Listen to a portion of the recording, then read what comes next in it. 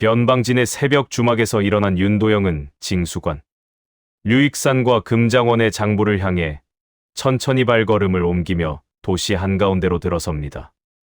오늘의 이야기를 시작하겠습니다. 강호의 협과 의리를 지키려면 구독과 좋아요는 필수. 새벽 공기가 방 안으로 스며들고 있었습니다. 변방진 외곽의 허름한 주막방이었지만 산속 오두막과는 다른 냄새가 배어 있었습니다. 사람 냄새, 술 냄새, 먼지 냄새가 얇은 이불 사이로 스며들었습니다. 도영은 눈을 감은 채로 한동안 누워 있었습니다. 막 눈을 뜨면 협곡의 피 냄새와 불빛이 먼저 떠오르곤 했습니다. 살려달라던 손과 부러진 수레바퀴, 연꽃 자국이 남은 상처까지도 눈에 박힌 채로 떠올랐습니다. 지민술은 그런 그림을 한번 보면 지워주지 않았습니다. 그는 천천히 숨을 몰아쉬었습니다. 몸 안쪽에서 미세한 열이 올라오는 느낌이 있었습니다. 동굴에서 읽어두었던 무극권경의 구절이 마음속에서 조용히 모습을 드러냈습니다. 글자를 다시 떠올리는 순간 줄과 줄 사이의 간격까지 또렷해졌습니다. 도영은 조심스럽게 몸을 일으켰습니다. 방 한쪽에서는 운평이 곤하게 자고 있었습니다. 굵고 거친 숨소리가 규칙적으로 이어지고 있었습니다. 그 소리를 깨우지 않으려는 듯 조심스럽게 다리를 뻗고 바닥에 앉았습니다. 그는 눈을 감고 호흡부터 가다듬었습니다. 숨을 들이쉴 때마다 단전 아래로 공기가 내려간다고 상상했습니다. 내쉴 때에는 척추를 따라 위로 올려보냈습니다. 무극권경에서 설명하던 호흡의 흐름이었습니다. 몇 차례 반복하자 가슴께의 답답함이 조금씩 풀렸습니다. 호흡이 어느 정도 안정되자 자세를 바꾸었습니다. 발을 어깨 너비로 벌리고 무릎을 굽혔습니다. 허리를 세우고 어깨와 팔을 느슨하게 풀었습니다. 청강체의 기초 자세였습니다. 산속에서 수없이 버티던 그 자세를 좁은 주막방에서 다시 잡았습니다. 예전에는 허벅지가 곧바로 떨렸습니다. 허리가 뻐근해져 몇 호흡도 버티지 못하던 몸이었습니다. 지금은 허벅지 안쪽이 서서히 뜨거워질 뿐 다리는 바닥을 단단히 딛고 있었습니다. 종아리와 허벅지에 붙은 살의 느낌이 산에서 내려올 때보다 또렷해졌습니다. 어깨와 팔에도 얇게 남아 힘줄이 드러나 있었습니다. 그 모습은 시민술 안쪽에도 남아 있었습니다. 샘가에서 물에 비친 자신의 상반신, 팔과 어깨의 윤곽이 마치 벽화처럼 마음속에 새겨져 있었습니다. 그는 그 그림을 떠올리며 자신이 조금씩 변하고 있다는 사실을 확인했습니다. 잠시 뒤 운평이 눈을 떴습니다. 노인은 몸을 일으키며 허리를 두어 번 쓸어내렸습니다. 오랜 세월 산을 오르내리며 굳어진 몸이었습니다. 새벽부터 일어나 있었나. 투박한 반존대가 방 안을 채웠습니다. 도영은 자세를 풀고 고개를 돌렸습니다. 잠이 쉽게 오지 않았습니다. 몸은 어떻나? 예전보다는 나아졌습니다. 운평은 따로 칭찬도 꾸중도 하지 않았습니다. 그저 도영의 다리와 어깨를 한번 훑어보고 고개를 끄덕였습니다. 산에서 내려오던 날보다 조금은 사람다운 체구가 되었다는 것을 눈으로 확인하고 있었습니다. 둘은 주막 아래에서 나온 죽 한 그릇으로 아침을 때웠습니다. 허기를 채우기에는 부족했지만 벽곡단이 도영의 속을 조용히 받쳐주고 있었습니다. 식사를 마친 뒤 두 사람은 장이 서는 쪽으로 걸음을 옮겼습니다. 진 안쪽 시장은 이미 북적였습니다. 곡식을 싣고 나온 술에 말린 생선을 걸어놓은 가게, 약초를 다발로 묶어 파는 상인들이 뒤섞여 있었습니다. 사람들 사이에 섞여 걷다 보니 특정한 방향으로만 시선이 몰리고 있는 곳이 하나 눈에 들어왔습니다. 넓지 않은 공터 한쪽에 낮은 천막이 쳐져 있었고 그 아래에는 긴 책상이 놓여 있었습니다. 책상 위에는 장부 여러 권과 붉은 인주, 인장이 가지런히 놓여 있었습니다. 책상 뒤에는 깔끔한 옷차림의 사내가 앉아 있었고 책상 앞에는 각지에서 온 상단 대표들이 줄을 서 있었습니다. 운평은 그쪽을 한번 보더니 낮게 중얼거렸습니다. 이진에서 돈줄을 쥔 자린가 보네. 도영은 말없이 고개를 끄덕였습니다. 책상 위 장부의 두께, 줄을 선 사람들의 표정, 옆에 세워둔 상자들의 모양까지가 한 번에 눈에 들어왔습니다. 지민술은 종이의 빛깔과 장부 가장자리의 다른 정도까지도 붙잡아 두었습니다. 책상 뒤에 앉은 사내가 고개를 들었습니다. 단정하게 빗어 넘긴 머리, 매끈한 손, 가늘게 웃는 인매가 눈에 들어왔습니다. 그 웃음은 청년상단 마당 한가운데서도 본 적이 있었습니다. 공문을 흔들며 상단 사람들을 모아놓고 공납과 이자를 말하던 그날의 얼굴이었습니다. 징수관 류익산이었습니다. 심장은 한번 박동을 놓쳤다가 급하게 뛰기 시작했습니다. 청년상단의 마당이 시장 한가운데로 겹쳐졌습니다. 지민술은 그때의 장면을 그대로 끌어올리고 있었습니다. 흰 장부 위로 그려진 검은 글자, 그 옆에 덧칠되던 붉은 선. 솟구치던 사람들의 절망이 한 장의 그림처럼 떠올랐습니다. 지금 류익산 앞에는 다른 상단 대표가 서 있었습니다. 그는 땀에 젖은 손으로 돈주머니를 내밀고 있었습니다. 류익산은 주머니를 가볍게 들어 무게를 재더니 장부를 펼쳤습니다. 붓끝이 종이 위를 미끄러졌습니다. 지난 공납 잔액이 남아 있습니다. 이번에는 이자와 함께 정리해야 하지요. 목소리는 공손했지만 말이 닿는 곳마다 사람의 숨통이 조여들고 있었습니다. 그는 장부의 한 줄을 손가락으로 짚었습니다. 검은 글자 옆에 붉은 선을 덧그리며 숫자를 늘렸습니다. 붉은 잉크가 종이 위에서 번져 작은 얼룩을 만들었습니다. 도영의 눈은 그 장면을 놓치지 않았습니다. 장부의 위치, 페이지 상단에 적힌 날짜, 상단 이름과 숫자의 배열이 한 번에 마음속으로 들어왔습니다. 숫자 하나하나까지 또렷해지는 순간 관자놀이가 둔하게 쑤시기 시작했습니다. 지민수를 오래 당기면 찾아오는 익숙한 통증이었습니다. 줄 뒤쪽에서 다른 상인이 앞으로 나섰습니다. 얼굴은 잔뜩 굳어 있었고 목소리는 떨리고 있었습니다. 그는 자신이 감당할 수 없는 액수라고, 지난번 약속과 다르다고 항의했습니다. 눈빛에는 분노와 두려움이 동시에 깃들어 있었습니다. 류익산은 애써 표정을 바꾸지 않았습니다. 미소를 유지한 채로 장부를 한 번 더 흔들어 보였습니다. 여기 적힌 대로일 뿐입니다. 이 장부는 무림맹과 금장원이 함께 확인하는 장부입니다. 제가 마음대로 줄이거나 늘릴 수는 없습니다. 책임을 어디 먼 곳에 올려놓는 말이었습니다. 그러나 붓을 대고 있는 손은 바로 그 자신의 손이었습니다. 상인의 어깨가 서서히 내려앉았습니다. 줄 뒤에서 사람 몇이 눈을 돌렸습니다. 누군가는 안쓰럽게, 누군가는 남의 일이라는 듯, 누군가는 자기 이름이 그 줄에 없다는 안도 속에서 바라보고 있었습니다. 잠시 뒤, 줄 뒤에 서 있던 상인 하나가 목소리를 더 높였습니다. 그는 장부를 가리키며 말끝을 흐릴 줄 몰랐습니다. 지금 이 액수를 내면 상단을 접어야 한다는 말과 함께 울분을 쏟아냈습니다. 이번에는 류익산이 직접 움직이지 않았습니다. 그의 손짓 하나에 책상 옆에 서 있던 건장한 사내 둘이 앞으로 나섰습니다. 그들은 상인의 팔을 양쪽에서 붙들었습니다. 말다툼을 계속하게 두려는 기색은 없었습니다.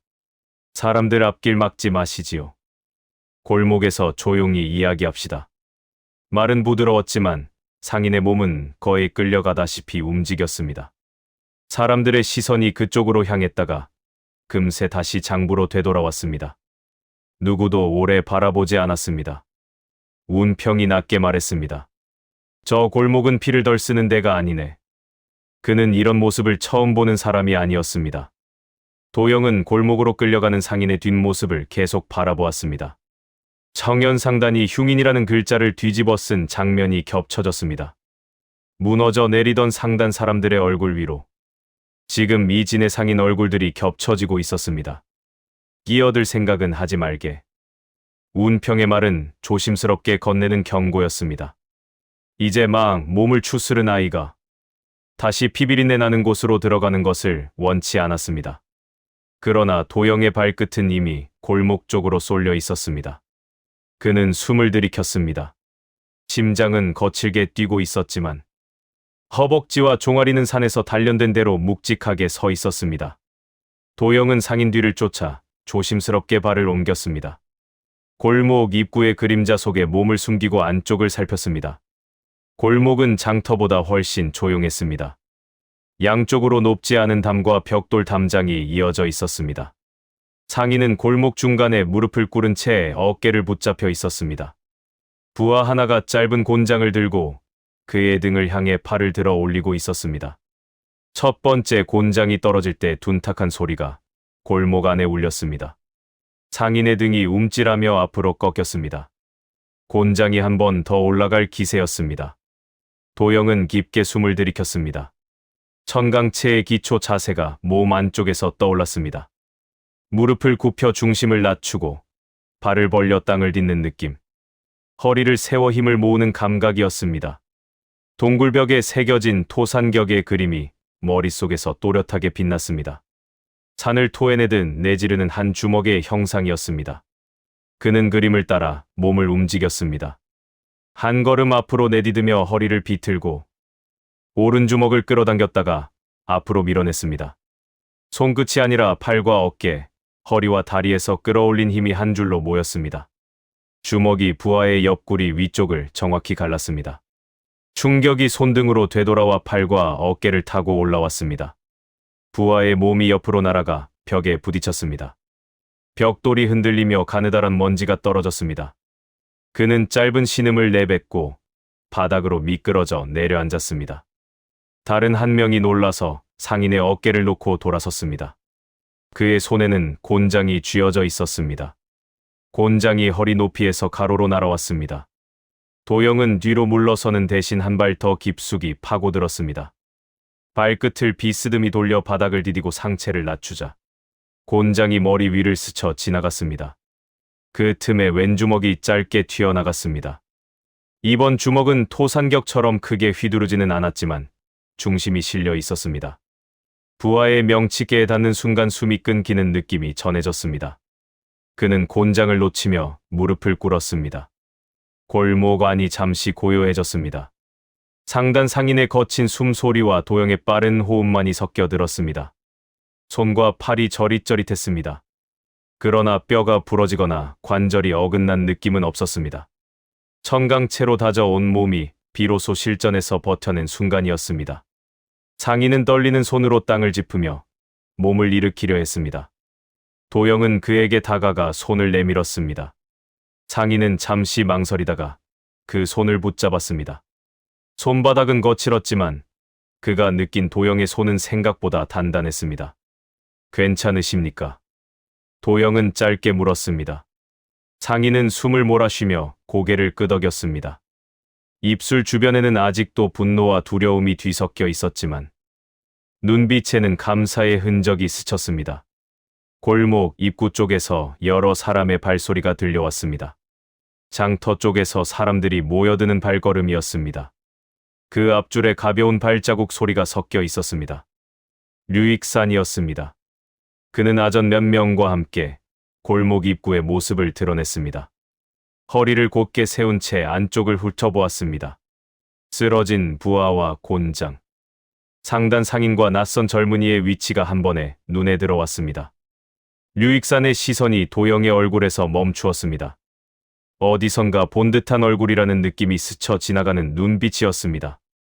그날 청년상단 마당에서 본 공자와 지금 이 변방진에서 본 젊은 사내의 얼굴이 머릿속에서 어렴풋이 겹쳤습니다.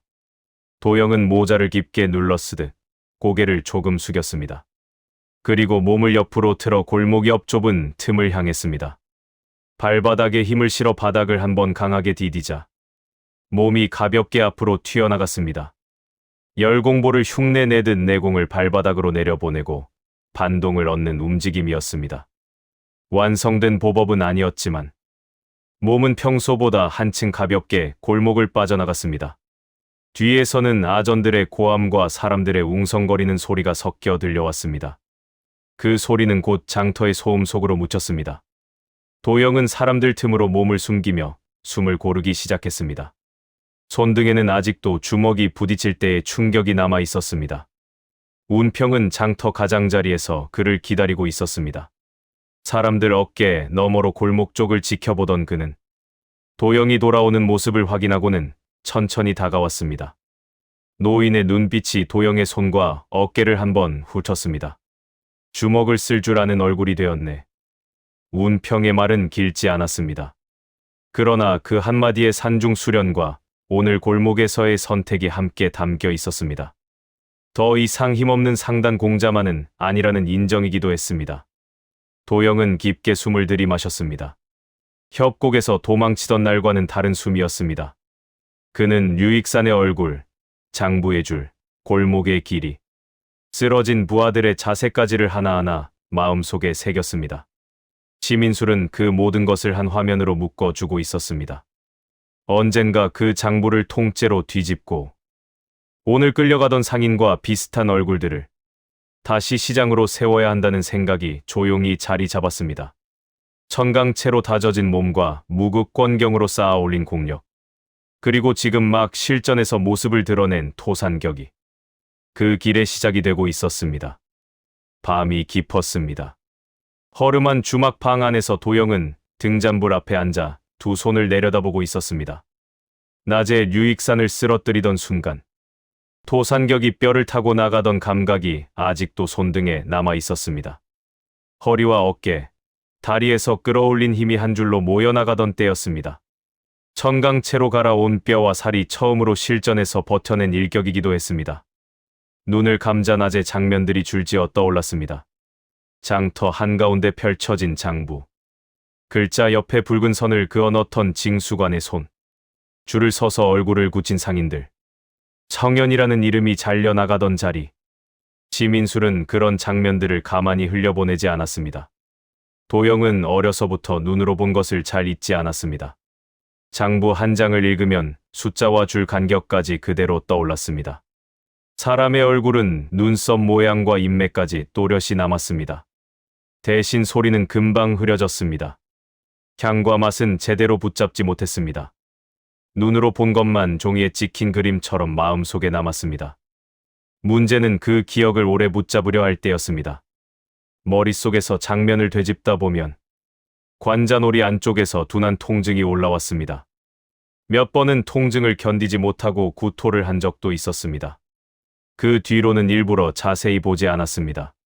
사람 얼굴도 글자도 오래 바라보지 않았습니다. 그러나 협곡에서 모든 것을 잃은 뒤로는 달라졌습니다. 청년상단이라는 이름이 어느 장부에 어떻게 적혀 있는지, 누가 어떤 글자를 덧붙였는지 그 흔적을 알아야만 되찾을 수 있었습니다. 금장원 장부를 눈으로라도 빼앗아 와야 했습니다. 지금 이 진을 떠나면 다시는 손댈 수 없었습니다. 방 한쪽에서는 운평이 누운 채 숨을 고르고 있었습니다. 도영이 몸을 일으키자 이불 속에서 낮은 목소리가 들려왔습니다. 어디 가보려 하나? 노인의 눈은 이미 떠져 있었습니다. 잠시 다녀오겠습니다. 도영은 숨을 고르며 말했습니다. 몸이 버틸 만큼만 하게. 짧은 한마디였습니다. 허락과 경계가 함께 담긴 말이었습니다. 도영은 고개를 숙여 인사하고 문을 열고 나섰습니다. 복도에는 냉기가 돌았습니다. 그는 발 뒤꿈치를 세워 소리를 줄이며 계단을 내려갔습니다. 문을 나서자 밤 공기가 폐를 찌르듯 들어왔습니다. 낮에 훑어 둔 길이 머릿속에 펼쳐졌습니다. 주막에서 장터까지 이어지는 길. 장터 뒤편 골목. 그 골목 너머에 붙어있던 낮은 건물 하나. 문 옆 나무 폐에 칠해진 금장원이라는 글자와 문지기 둘의 모습까지. 도영은 그 그림을 따라 걸었습니다. 장터에 이르렀을 때 공터는 텅 비어 있었습니다. 천막은 걷혀 있었고 낮에 장부를 펼쳤던 자리에는 어둠만 남아 있었습니다. 대신 그 옆 낮은 건물 하나에서 등불이 희미하게 새어나오고 있었습니다. 문 옆에는 낮에 보았던 나무 폐가 흔들리고 있었습니다. 문을 정면으로 마주할 수는 없었습니다. 도영은 장터를 돌아 골목으로 몸을 숨겼습니다. 낮에는 상인들이 짐을 끌고 다니던 길이었지만 지금은 잠든 사람들과 쓰러진 상자 몇 개만이 있었습니다. 골목 끝에는 금장원 담장이 서 있었습니다. 사람 키보다 조금 높은 담장이었습니다. 글과 돌을 켜켜이 쌓아 만든 벽에 손발을 디딜 틈이 군데군데 보였습니다. 도영은 깊게 숨을 들이켰습니다. 천강채로 다져 온 다리와 허벅지에 힘을 모았습니다. 손으로 담장을 짚고 몸을 들어 올리자 종아리와 허벅지가 단단하게 당겼습니다. 손과 발이 번갈아 벽을 디뎠고 그의 몸은 담장 위로 올라섰습니다. 예전 같았으면 중간에서 다리가 굳어 내려와야 할 높이였습니다. 이제는 숨이 조금 가쁠 뿐 팔과 다리는 버티고 있었습니다. 담장 안쪽은 한눈에 내려다 보였습니다. 작은 마당과 돌바닥, 안쪽 복도로 이어지는 문, 지붕 아래로 번지는 등불의 빗줄기.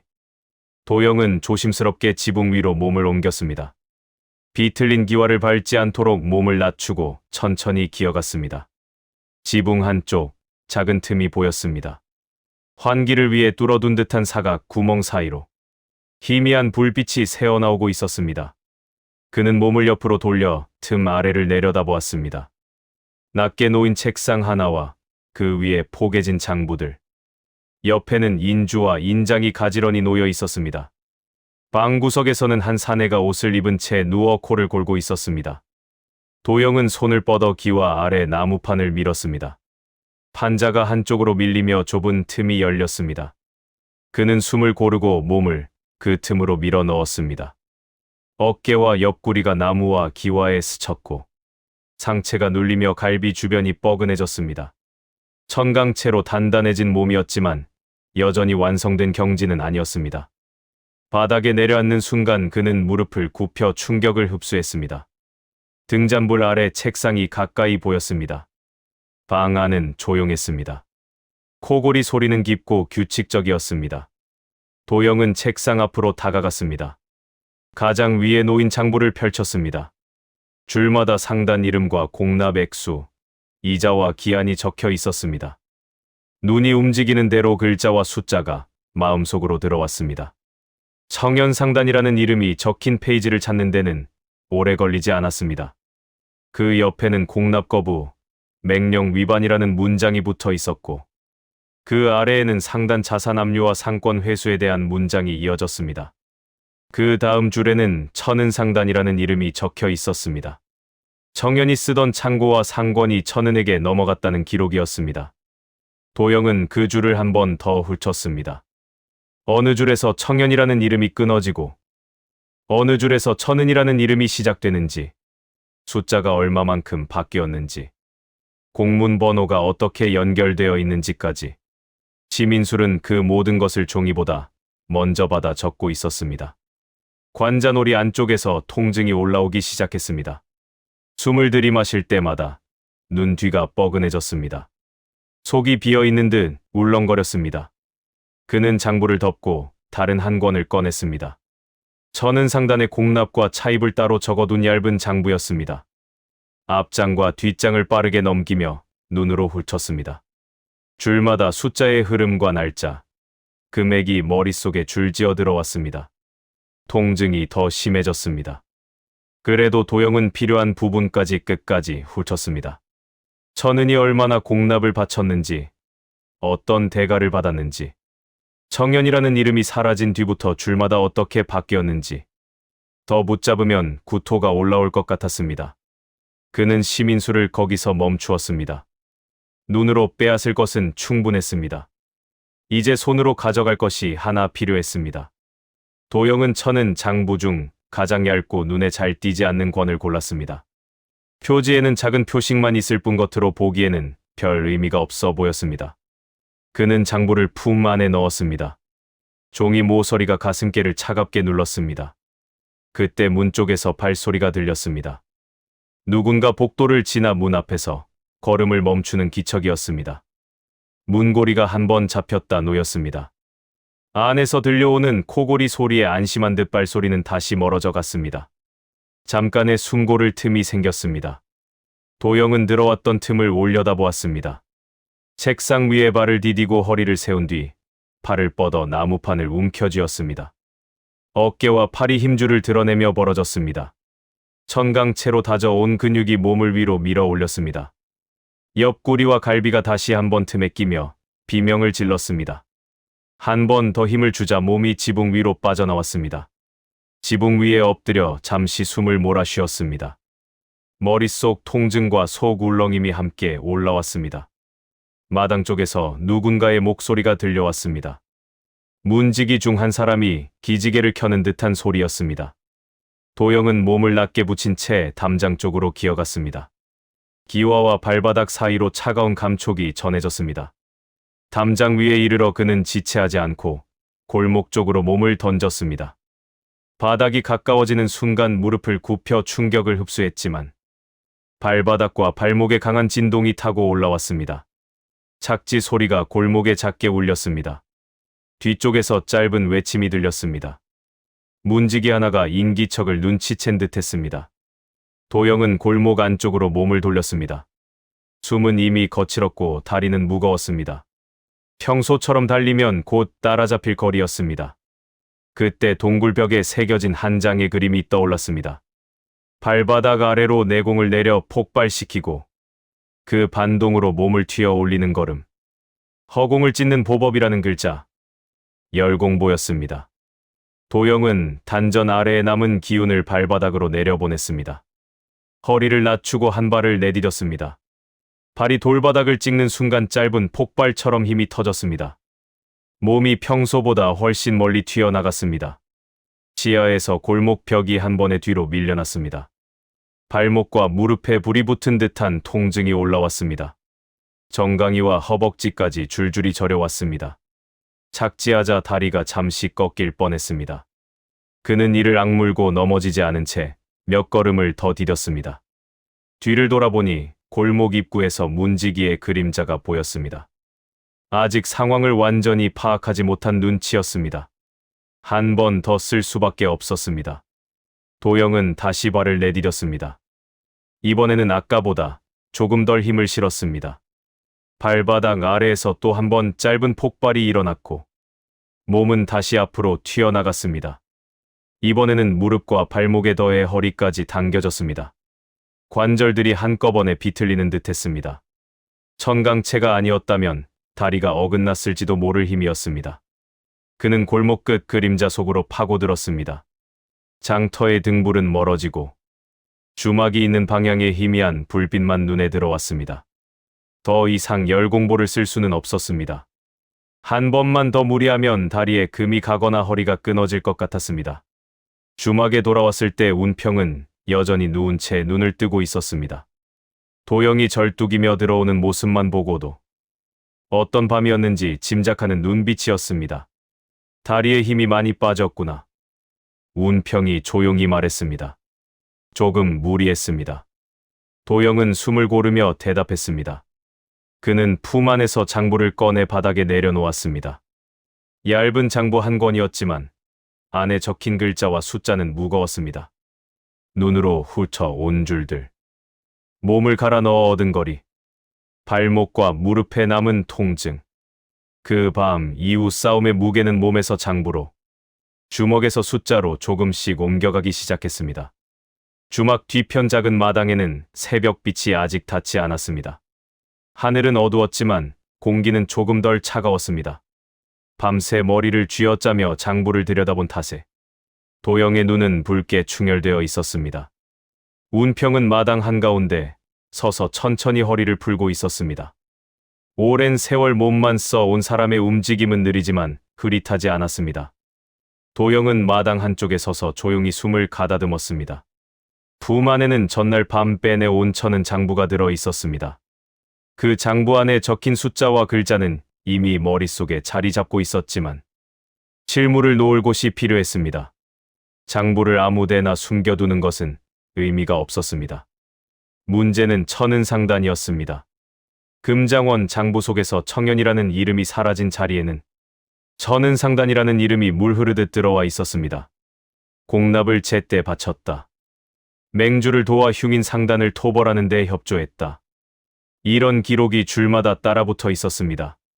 도영은 장부를 들고 마당 한가운데로 나왔습니다. 운평이 그를 향해 고개를 돌렸습니다. 밤에 몸을 무리했네. 노인의 목소리는 가라앉아 있었지만 눈빛은 또렷했습니다. 그래도 얻어온 것이 있습니다. 도영은 장부를 펼쳐 운평에게 보여주었습니다. 천은상단이라는 이름이 줄마다 박혀 있었습니다. 청년상단이 쓰던 창고 위치와 상권이 어떻게 옮겨졌는지, 담보로 잡던 물건들이 어떻게 다른 이름으로 갈아타는지 그 흐름이 한눈에 보였습니다. 운평은 글을 읽지 못했습니다. 대신 도영의 설명을 듣고 장부 표면을 손끝으로 더듬었습니다. 이 장부를 다시 가져다 꽂을 곳이 있어야겠네. 노인은 조용히 말했습니다. 도영은 고개를 끄덕였습니다. 이 장부는 나중에 무림맹의 재판정에서 쓰일 수 있었습니다. 그러나 지금 당장은 다른 용도가 더 필요했습니다. 천은상단이 청년의 이름을 덮어 쓰고 얻어 간 물건이 어디에 있는지 장부는 그 위치를 알려주고 있었습니다. 그 진의 외곽, 강가에 붙어 있는 창고 2채. 그 중 하나는 오래전부터 청년이 쓰던 창고였고 지금은 천은 상표가 걸려 있었습니다. 도영은 심호흡을 한번 한 뒤 장부를 다시 품에 넣었습니다. 오늘 밤 그 창고를 한번 보고 오겠습니다. 운평은 도영을 한번 훑어보았습니다. 눈밑이 파였고 발목과 무릎은 여전히 묵직한 통증을 품고 있었습니다. 몸이 여전히 버틸 수 있다고 느끼는가? 노인의 목소리는 단칼처럼 짧았습니다. 도영은 자신의 다리를 한번 내려다보았습니다. 천강채로 다져온 근육이 천천히 숨을 쉬고 있었습니다. 열공보를 2번 쓴 발목과 무릎은 아직 쑤셨지만 뼈가 금이 간 정도는 아니었습니다. 오늘은 발로 날아오르지는 않겠습니다. 그는 조용히 말했습니다. 주먹으로만 쓰러뜨릴 수 있을 만큼만 하겠습니다. 운평은 그 말에 더 묻지 않았습니다. 노인의 눈빛에는 이미 답이 적혀 있었습니다. 해가 떠오르기 전까지는 시간이 조금 남아 있었습니다. 도영은 마당에서 천천히 자세를 잡았습니다. 2발을 어깨 너비로 벌리고 무릎을 반쯤 굽혔습니다. 왼발을 살짝 뒤로 빼고 상체를 비틀어 오른주먹을 허리깨에 붙였습니다. 토산격의 기본 자세였습니다. 허리와 어깨, 다리에 힘을 모았다가 한 번에 내뻗는 정면 일격. 전날 유익산의 몸을 밀어낸 것도 이 한 주먹이었습니다. 도영은 숨을 들이마시며 허리를 천천히 비틀었습니다. 몸 안쪽에서 기운이 따라 돌아가는 느낌이었습니다. 동시에 머릿속에서는 동굴벽에 새겨진 또 다른 그림이 떠올랐습니다. 허리와 어깨, 팔이 서로 반대 방향으로 크게 비틀렸다가 풀리며 주먹이 허공으로 내지르는 순간 주변 공기까지 밀려나가는 그림. 주먹이 향하는 방향뿐 아니라 그 옆까지 흔들어 놓는 조식. 열공참이라는 이름이 붙어 있었습니다. 동굴의 비급에는 글로도 적혀 있었습니다.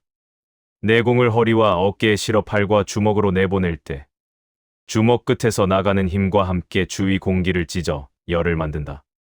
열이 난 자리로 다시 힘이 모여 연속으로 이어진다. 도영은 아직 그 경지에 이르지 못했습니다. 다만 허리를 비틀어 풀어낼 때 주먹 앞이 아닌 옆으로 힘이 스쳐 나가게 만드는 연습을 밤마다 되풀이하고 있었습니다. 그는 허공을 향해 몇 차례 주먹을 내질렀습니다. 주먹이 지나간 자리에서 바람이 약하게 일었습니다.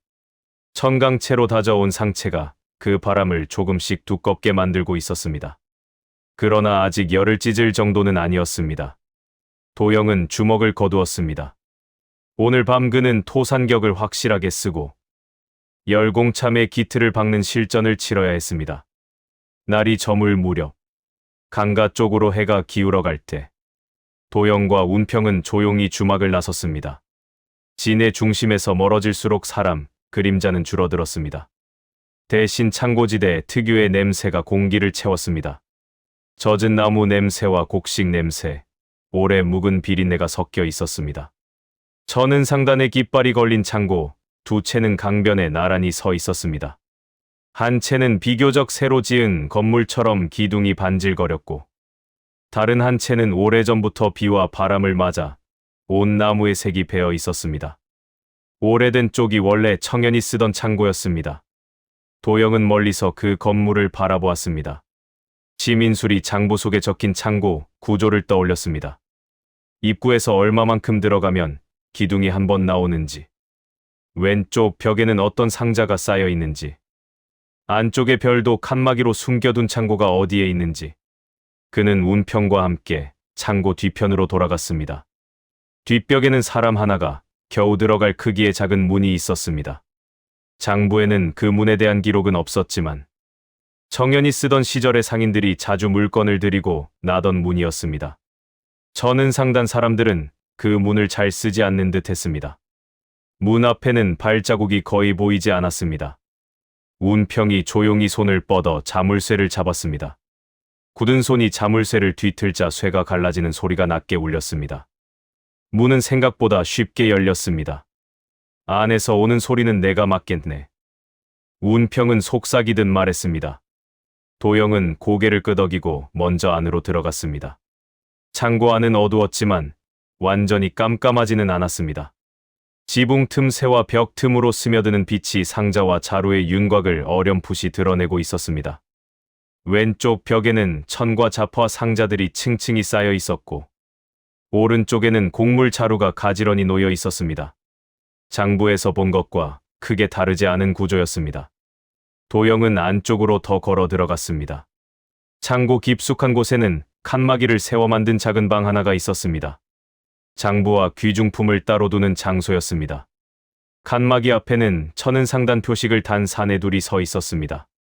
한 사람은 창고 지기를 겸한 관리인의 옷차림이었고 다른 한 사람은 허리춤의 칼집 모양으로 보아 경비였습니다. 도영은 그림자 속에서 한 걸음 더 나아갔습니다. 발자국 소리를 듣고 경비가 고개를 돌렸습니다. 지금은 출입을 받지 않는 시간입니다. 창고 지기가 말했습니다. 그러나 그 눈빛은 단순한 안내가 아니었습니다. 낯선 얼굴을 경계하는 빛이었습니다.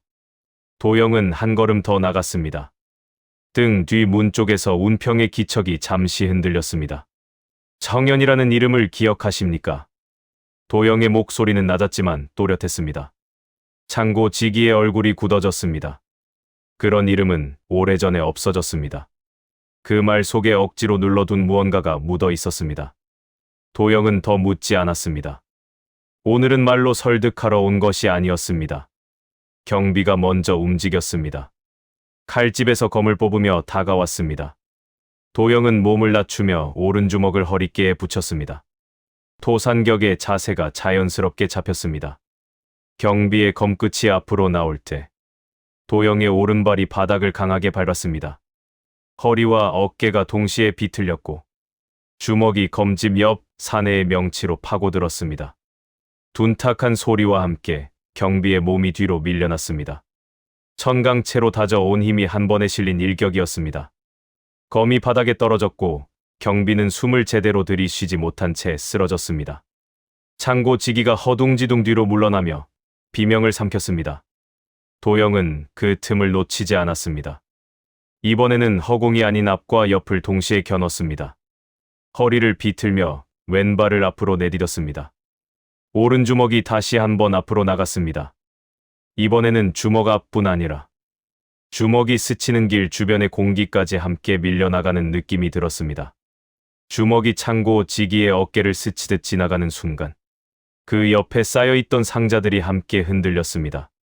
바람이 옆으로 퍼져나가며 상단에 표식이 그려진 나무 뚜껑을 두드렸습니다. 완성된 열공참은 아니었습니다. 그러나 허리를 비틀어 내보낸 힘이 주먹 앞에서만 사라지지 않고 옆으로 퍼져나가는 감각이 분명히 느껴졌습니다. 창고 지기는 어깨를 움켜쥐며 주저앉았습니다. 충격은 정면이 아니라 옆에서 밀어붙이는 듯했습니다. 도영의 팔과 어깨에는 날카로운 통증이 올라왔습니다. 천강채로 상체를 다져왔지만 열공참은 한 번에 허리와 어깨, 팔꿈치와 손목을 모조리 끌어다 쓰고 있었습니다. 이 한 번으로도 관절이 충분히 비명을 지르고 있었습니다. 도영은 호흡을 가다듬었습니다. 무리해서 한 번 더 쓰면 팔이 망가질 수 있었습니다. 창고 안은 이미 조용해져 있었습니다. 경비는 바닥에 쓰러져 정신을 잃었고 창고 지기는 충격과 두려움에 몸을 떨고 있었습니다. 도영은 칸막이 안쪽으로 들어갔습니다. 작은 방 안에는 장부와 인장, 차표가 빼곡히 쌓여 있었습니다. 지민술은 익숙한 글자를 가장 먼저 찾아냈습니다. 정연이라는 이름이 적힌 오래된 장부들이 구석에 쌓여 있었습니다. 그 위에는 천은이라는 이름의 최근 장부들이 겹겹이 포개져 있었습니다. 도영은 청연의 마지막 장부 몇 권과 천은의 장부 중 일부를 골라 한쪽으로 옮겼습니다. 금장원에서 가져온 장부와 맞추어 보면 오늘 이 창고가 어떤 증거가 되는지 분명해질 물건들이었습니다. 그는 창고 안쪽을 한 번 더 훑었습니다. 청년에서 출발해 천은의 이름으로 갈아타 있는 물건들, 상자에 적힌 상표와 숫자들이 머릿속에 새겨졌습니다. 그때 창고 바깥에서 발소리가 들려왔습니다. 운평의 굵은 숨소리와 함께 짧은 비명 소리가 날아들었습니다. 도영은 장부를 품 안에 넣었습니다. 오늘 이곳을 완전히 무너뜨릴 생각은 없었습니다. 지금은 피를 흘리는 것보다 장부와 물건의 흐름을 손에 쥐는 것이 먼저였습니다. 도영은 쓰러진 경비와 창고, 지기를 한번 내려다보았습니다. 주먹에 남은 통증이 아직 가라앉지 않았습니다. 토산격은 완전히 자기 것이 되었습니다. 방금 전 허공을 찢듯이 나갔던 주먹은 열공참을 향해 한 걸음 더 나아가고 있었습니다. 그러나 몸은 그 속도를 다 따라잡지 못하고 있었습니다. 그는 이 밤의 싸움이 앞으로 있을 더 큰 싸움의 전주곡에 지나지 않는다는 것을 알고 있었습니다. 그래서 더 조심스럽게 숨을 골랐습니다. 운평이 바깥에서 창고 문을 지키고 있었습니다. 도영은 조용히 그림자 속으로 몸을 숨기며 외곽으로 빠져나갔습니다. 강가에서 불어오는 바람이 식은 땀을 식혀주고 있었습니다. 팔과 어깨, 발목과 무릎이 동시에 아려왔지만 그 통증 속에 도영은 자신이 한 걸음 더 앞으로 나아갔다는 것을 느끼고 있었습니다. 한가운데 넓은 마당에는 새벽부터 사람들이 모여들고 있었습니다. 중앙에는 나무를 깎아 만든 높은 단이 세워져 있었고 그 위에는 붉은 천을 두른 장상이 길게 놓여 있었습니다. 그 뒤편 벽에는 무림맹 깃발과 공납을 알리는 비문이 나란히 걸려 있었습니다. 각지 상단의 깃발이 바람에 흔들렸습니다. 곡물 자루를 실은 수레가 줄을 지어 서 있었고 무기 상자와 비단 꾸러미를 싣고 온 상단들도 차례를 기다리며 마당 가장자리에 자리를 잡고 있었습니다. 도영은 주막 지붕에서 그 광경을 내려다보았습니다.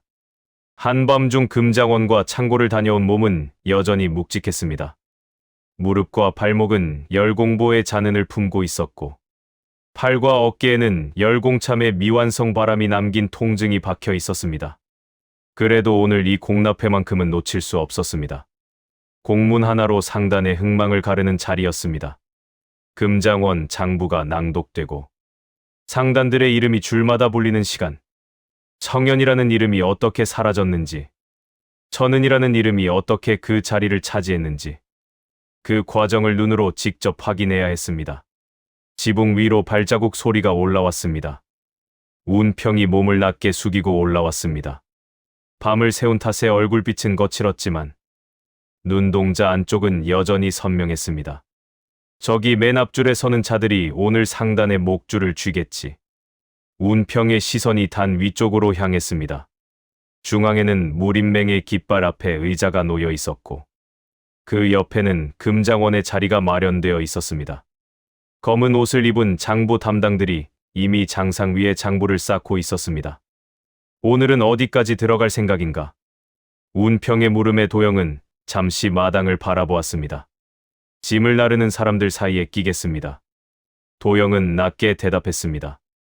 장부를 직접 손에 넣을 수 없다면 장부가 오르내리는 길과 그 길을 쥔 사람의 얼굴만이라도 확실히 새겨오겠습니다. 운평은 잠시 도영의 옆모습을 바라보았습니다.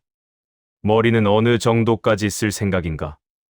이 물음에는 다른 뜻이 담겨 있었습니다. 지민수를 어디까지 허용할 것인가에 대한 질문이었습니다. 도영은 자신의 관자놀이를 손끝으로 가볍게 눌렀습니다. 어젯밤 장부를 훑을 때 올라오던 통증이 아직 희미하게 남아 있었습니다. 이름과 자리만 찍겠습니다. 줄마다 숫자까지 모두 붙잡지는 않겠습니다. 운평이 작게 숨을 내쉬었습니다. 몸과 머리를 같이 쓰겠다는 말이로군. 노인의 목소리는 짧았지만 허락과 경계가 함께 섞여 있었습니다. 두 사람은 지붕에서 내려와 골목으로 몸을 숨겼습니다. 마당으로 들어가는 길목에는 공납을 실은 수레들이 늘어서 있었습니다. 수레 앞에서는 상단 사람들과 짐꾼들이 일일이 호명되고 있었습니다. 도영은 허름한 상인의 옷 위에 거친 겉옷을 하나 더 걸쳤습니다. 어깨에는 낡은 자루를 하나 메었습니다. 어젯밤 창고에서 본 것과 비슷한 자루였습니다. 운평은 사람들 틈에서 조금 떨어진 곳에 서 있었습니다. 멀리서 지켜보되 필요하다면 언제든 몸을 던질 수 있는 거리였습니다. 도영은 천은상단 수레 뒤쪽으로 천천히 다가갔습니다. 새 깃발을 단 수레 곁에는 익숙한 얼굴이 서 있었습니다. 천은상단 후계자 모용현이었습니다. 금장원에서 이름을 확인할 때 보았던 얼굴이었습니다. 지민술은 눈썹과 턱선, 입술의 모양까지 그대로 떠올리고 있었습니다. 모용현 옆에는 천은의 창고 직위 몇 명과 짐꾼들이 서 있었습니다. 그들 사이에서 도영은 자연스럽게 자리를 섞었습니다. 거기 자루 하나 더 들게. 창고 직위 하나가 무심코 자루를 건넸습니다. 도영은 고개를 숙인 채 자루를 어깨에 올렸습니다.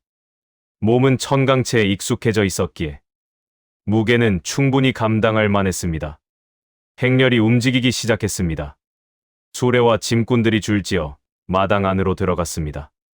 마당 중앙에는 이미 상단주들과 대표들이 자리를 잡고 있었습니다. 정연 상단이 있어야 할 자리에는 공백이 생겨 있었습니다. 그 자리를 대신해 천은 상표가 그려진 병풍이 서 있었습니다. 도영은 숨을 깊게 들이마셨습니다. 심장 박동이 어깨까지 올라오는 것이 느껴졌습니다. 수레를 따라 장상 가까운 곳까지 다가가자 장상 위 인물들의 얼굴이 또렷이 보였습니다. 중앙에는 창과 권을 겸해 쓰는 맹주 강천극이 앉아 있었습니다. 옆에는 무림맹의 인장을 관리하는 서문현이 앉아 있었고 그 아래쪽에는 금장원 원주 장목현과 징수관들이 장부를 펼치고 있었습니다. 장목현의 옆자리에는 류익산이 서 있었습니다. 어제 장터에서 토산격을 맞고 쓰러졌던 사내였습니다. 오늘은 새 옷을 갈아입고 서 있었지만 눈가에는 아직 미세한 떨림이 남아 있었습니다. 그리고 장상 뒤쪽 그림자처럼 자리 잡은 인물이 하나 더 있었습니다. 그는 아무 인장도 달지 않았지만 사람들의 시선이 그에게 닿지 않으려 조심하는 기운이 느껴졌습니다. 좌호법 위관창이었습니다. 도영은 그 얼굴을 스치듯 올려다보았습니다. 눈빛이 마당 아래를 한번 훑고 지나갔습니다. 지민술이 그 순간을 잡아당겼습니다. 눈매의 각도, 입가의 얕은 선, 손가락이 의자 팔걸이를 두드리는 습관 같은 움직임, 관자놀이 안쪽이 가볍게 욱신거렸습니다. 도영은 더 바라보지 않고 시선을 떨궜습니다. 장목현이 일어서며 장부 한 권을 펼쳤습니다. 금장원 인장이 찍힌 장부였습니다. 천은상단 공남납부 내역. 목소리가 마당을 가로질렀습니다. 장부가 펼쳐지는 순간 도영의 눈에는 숫자보다 먼저 줄의 배열과 이름의 순서가 들어왔습니다. 천은상단 이름이 몇 줄째부터 시작되는지, 그 위에 비어있는 줄이 몇 개나 있는지, 정연이라는 이름이 지워진 자리처럼 보이는 공백이 어디에 있는지, 지민술은 그 틈만 잡아당겼습니다. 전체 숫자는 붙잡지 않았습니다. 붙잡으려 했다면 머리가 금방 울리기 시작했을 것입니다. 공납을 낸 상단 대표들이 차례로 앞으로 나갔습니다. 수레에서 공물을 내리고 장부에 인장을 찍고 맹주의 시선을 한번 받았습니다. 천은상단 차례가 되었을 때 모용현이 앞으로 나섰습니다. 도영은 자루를 내리고 뒤쪽으로 한 발 물러났습니다. 마당 한켠 장부를 옮기는 서기와 짐꾼들 사이로 몸을 섞었습니다. 장목현이 천은의 공납을 낭독하는 동안 도영은 옆을 스쳐 지나가는 서기의 손을 눈으로 따라갔습니다. 금장원 장부가 잠시 장상에서 내려와 서기들의 손을 거쳐 뒤편 작은 방으로 옮겨지고 있었습니다. 바로 그 방이 장부를 묶어두는 곳이었습니다. 도영은 그 방의 위치를 머릿속에 새겼습니다. 문기둥에 박힌 못의 개수와 문지기 둘이 서 있는 자리까지 함께 마음에 찍어 넣었습니다. 관자놀이 통증이 조금 더 깊어졌습니다. 머릿속에서 여러 장면이 한꺼번에 겹치려 하는 것을 그는 억지로 떨쳐냈습니다. 그때 옆에서 거친 숨소리가 들렸습니다. 이봐, 자네는 어느 상단 사람이오? 낯선 목소리였습니다. 도영은 몸을 돌렸습니다. 천은 상표를 단 사내 하나가 눈을 가늘게 뜨고 그를 바라보고 있었습니다. 어제 창고에서 쓰러졌던 창고직이었습니다. 멍이 남은 어깨를 주무르며 사람들을 살피던 중 낯선 얼굴을 알아본 듯했습니다. 낯이 익은데 사내가 한 걸음 다가왔습니다. 마당 가장자리였기에 사람들의 시선은 대부분 장상 쪽에 쏠려 있었습니다. 이쪽의 작은 움직임은 눈에 잘 띄지 않았습니다.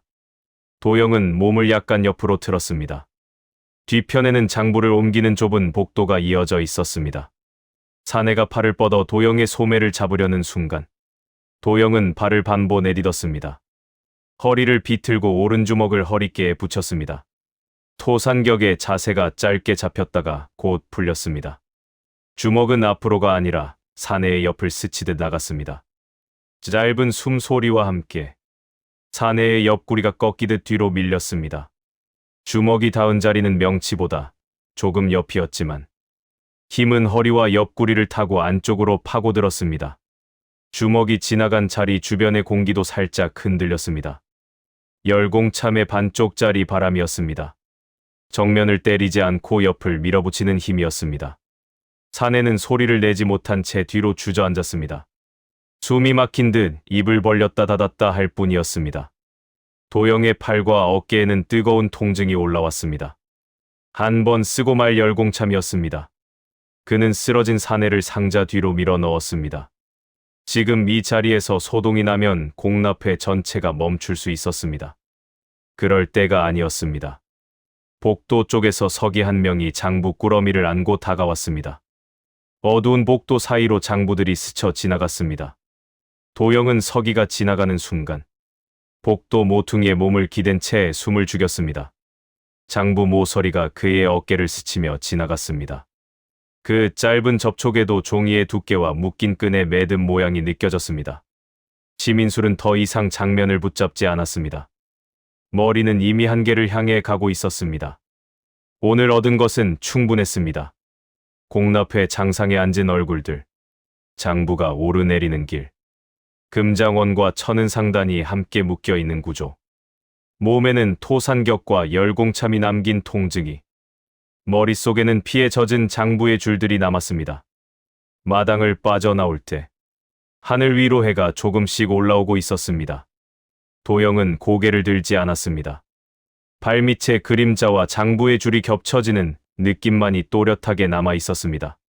공납회가 끝난 뒤 진 한가운데 마당은 빠르게 흩어지고 있었습니다. 깃발은 내려가고 장상 위 붉은 천은 말려 올라갔지만 공기에는 여전히 무거운 냄새가 남아 있었습니다. 숫자와 인장 소리가 지나간 자리에는 보이지 않는 피와 한숨이 눌어붙어 있는 듯했습니다. 도영은 운평과 함께 사람들 흐름을 따라 마당을 빠져나갔습니다. 허름한 짐꾼 차림을 벗고 싶었지만 눈에 띄지 않는 편이 먼저였습니다.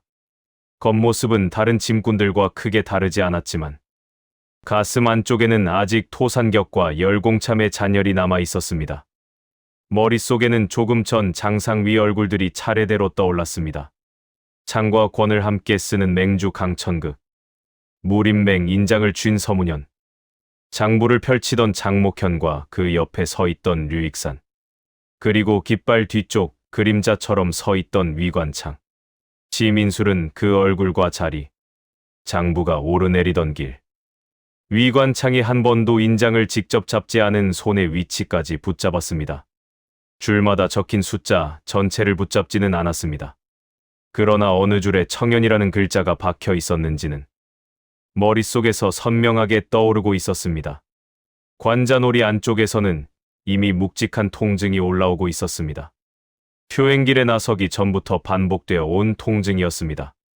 너무 깊이 들여다보면 언제든 머릿속이 뒤집히고 속이 뒤틀리던 그 느낌이 오늘도 어김없이 따라붙고 있었습니다. 마당 밖으로 나오자 소라는 조금 가벼워졌습니다. 각 상단 사람들은 공납 이야기를 하며 웃기도 하고 한숨을 쉬기도 했습니다. 어느 쪽에서는 오늘 장부에 찍힌 숫자를 두고 수군거렸고 다른 쪽에서는 무림맹의 은혜를 말하며 잔을 기울이고 있었습니다. 그러나 도영의 걸음은 가벼워지지 않았습니다. 둘은 자연스럽게 큰 길에서 벗어나 골목 안으로 몸을 숨겼습니다. 좁은 골목에는 아직 밤의 그늘이 남아 있었습니다. 축축한 돌벽 사이로 바람이 한번 지나갔습니다. 마당에서 들리던 웃음소리와 장사꾼들의 외침은 골목 입구에서 얇게 꺾여 들어오다 사라졌습니다.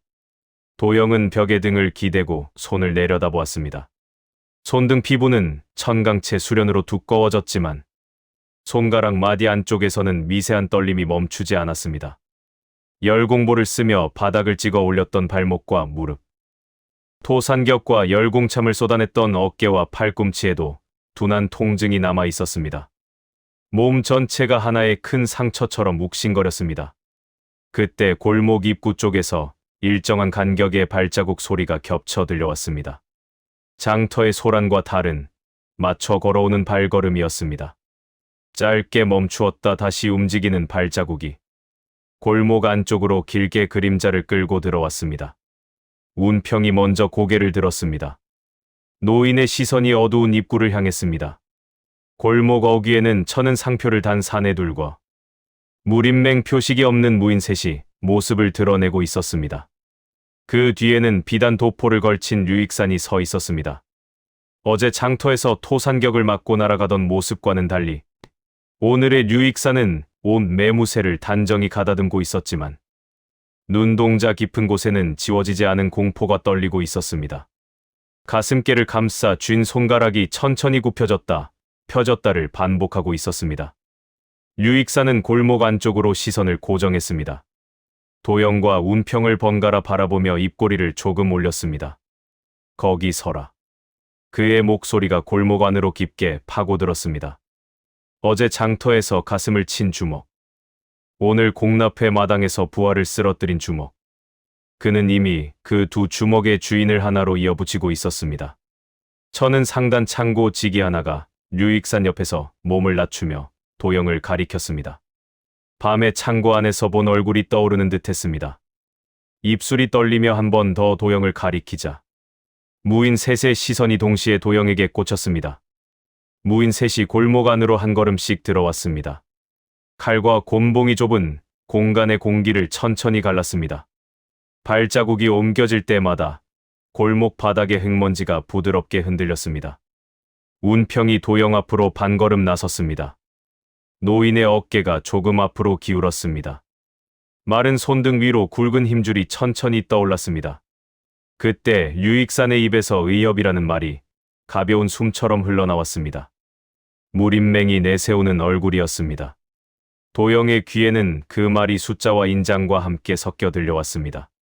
장부 위에서만 반짝이는 이름처럼 느껴졌습니다. 무인 하나가 먼저 곤봉을 들어 올렸습니다. 넓은 어깨에 힘을 가득 모아 곤봉을 내려찍을 각을 잡았습니다. 곤봉의 끝이 내려오기도 전에 골목 바닥의 그림자가 길게 늘어졌다가 움츠러들었습니다. 운평이 앞으로 나서려는 순간 도영이 노인의 팔을 부드럽게 밀어 옆으로 비켰습니다.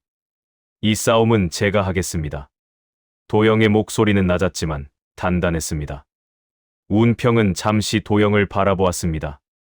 노인의 눈동자에 짧은 근심이 스쳤다가 곧 가라앉았습니다.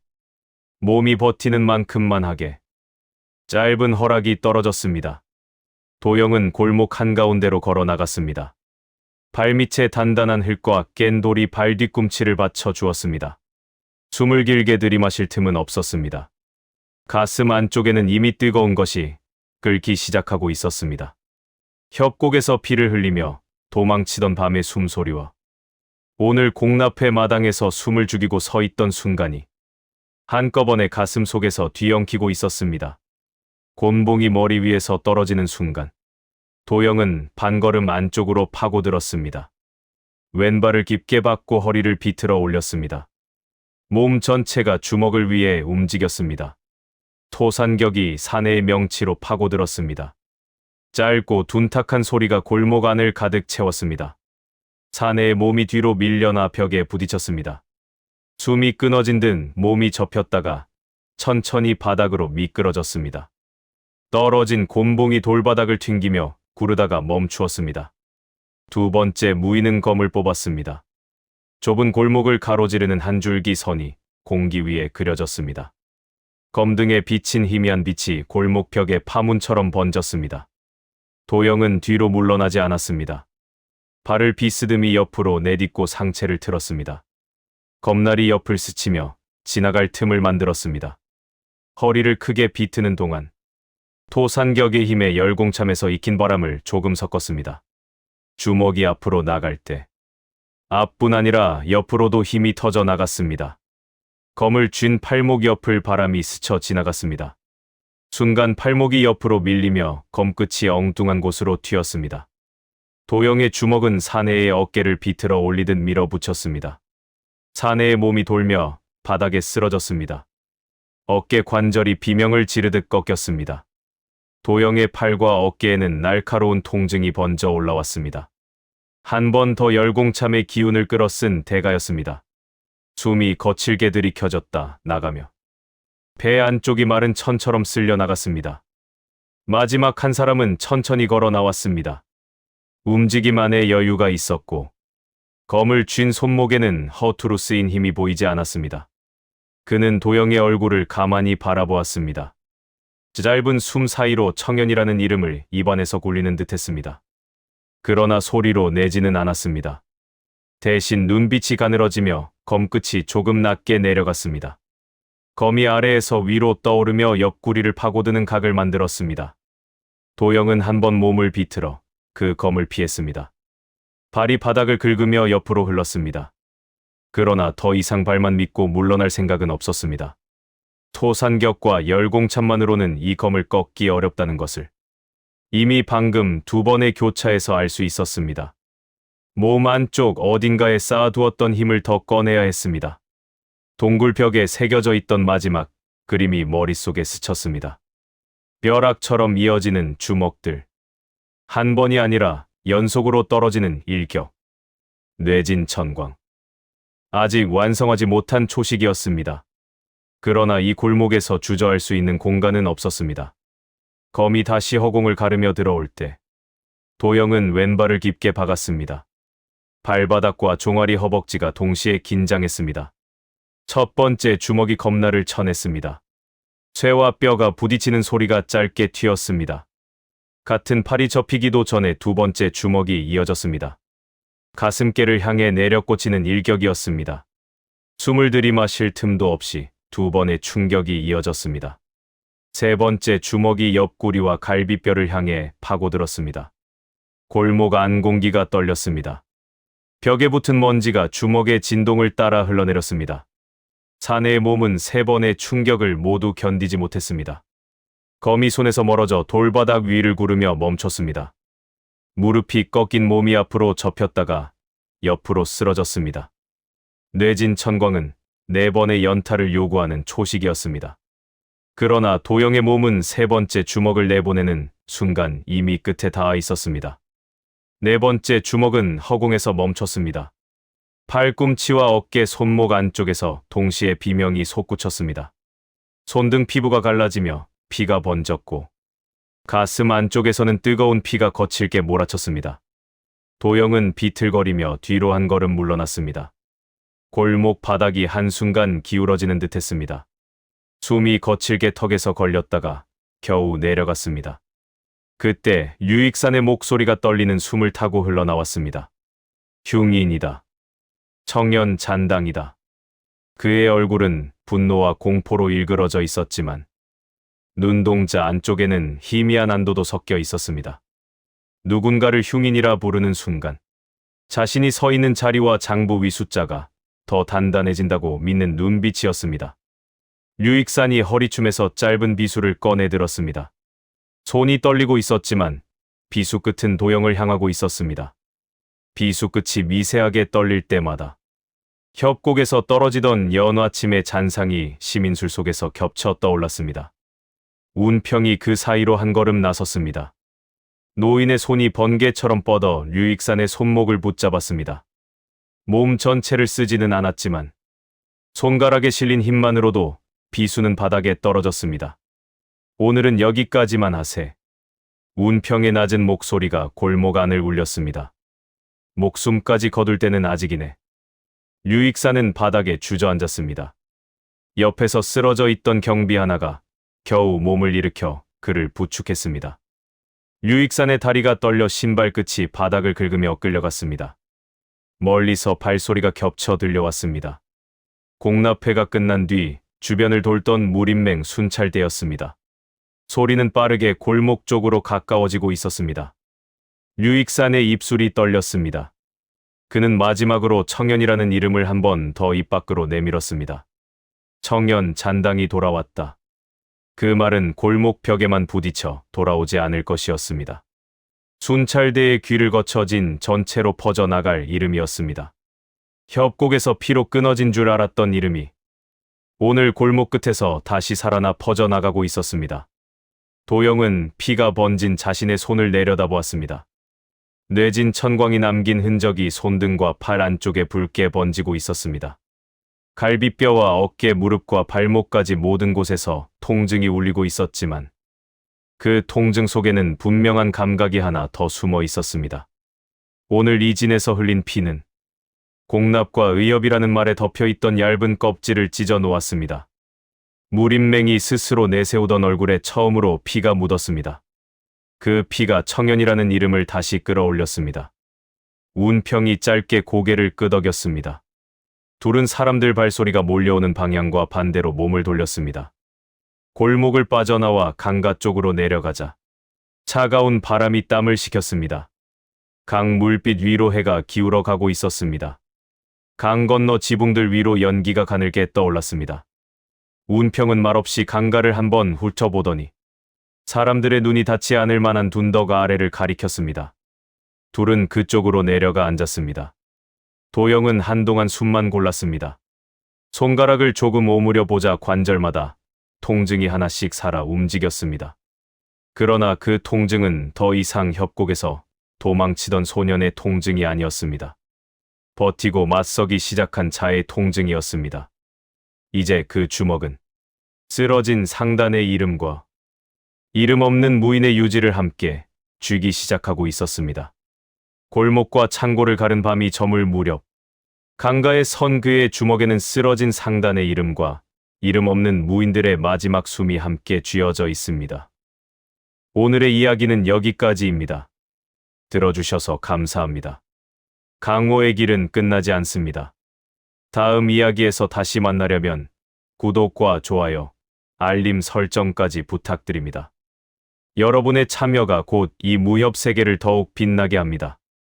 구독으로 다음화 파천권극 제4부 토벌의 깃발과 역포위를 먼저 만나보세요. 감사합니다.